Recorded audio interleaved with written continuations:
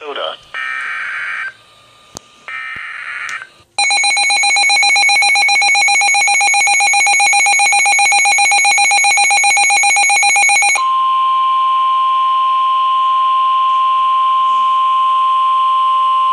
The National Weather Service in the Twin Cities has issued a severe thunderstorm warning for northeastern Dakota County, southern Washington County, northwestern Pierce County, until 4:45 p.m.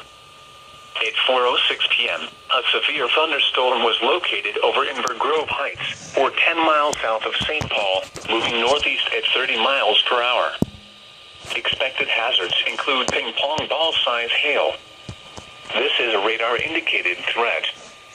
The following impacts are expected. People and animals outdoors will be injured.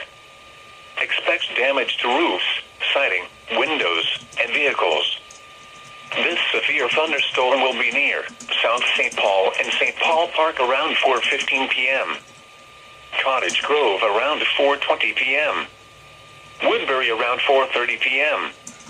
Afton around 4:35 p.m.